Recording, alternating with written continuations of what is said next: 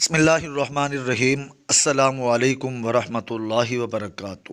کبھی کبھی اندھا بننا چاہیے۔ ایک شخص نے ایک خوبصورت لڑکی سے شادی کر لی۔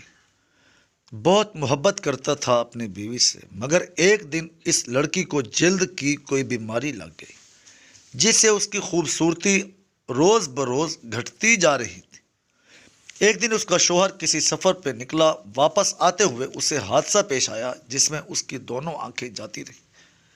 خیر، ان کی ازدواجی زندگی یوں ہی چلتی رہی اور اس کی بیوی کی خوبصورتی مزید گھٹتی رہی، مگر اندھے آدمی کو اس بات کا علم نہیں تھا، لہذا ان کی زندگی پر اس کا کوئی اثر بھی نہ پڑا۔ دونوں ایک دوسرے کو پہلے کی طرح چاہتے تھے اور ایک دوسرے کا خیال رکھتے رہے۔ خدا کا کرنا ایسا ہوا کہ ایک دن اس لڑکی کا انتقال ہو گیا۔ اس کا شوہر نہایت غمگین تھا اس صدمے سے، جس کے باعث اس نے اپنا سب کچھ فروخت کر ڈالا اور اس شہر کو چھوڑ کر کسی دوسرے شہر جانے لگا۔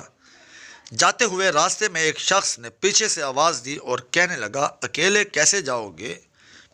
اب تک تو آپ کی بیوی آپ کی مدد کرتی رہی، آپ کا خیال رکھتی رہی اور آپ کی آنکھیں بند رہیں۔ اندھے آدمی نے جواباً کہا، میں اندھا نہیں تھا، مگر اسے ایسے دکھا رہا تھا جیسے میں اندھا ہوں، کیونکہ اگر اسے یہ پتہ ہوتا کہ میں اس کی بدصورتی دیکھ سکتا ہوں تو یہ احساس اسے اس کی بیماری سے زیادہ تکلیف دیتا، اس لیے میں نے اندھے ہونے کا ڈرامہ کیا۔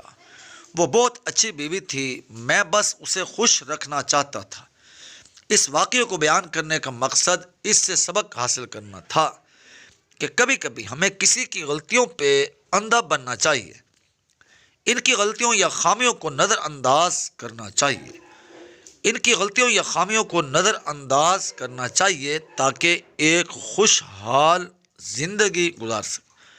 کہ مخلوق کوئی بھی کامل نہیں مگر صرف خالق، لہذا رشتے کی مضبوطی کا باعث کسی کی کاملیت نہیں بلکہ رشتے کی مضبوطی کا راز اس بات میں ہے کہ ہم اپنوں کو ان کی تمام تر خامیوں اور غلطیوں کے ساتھ دل سے قبول کر لیں۔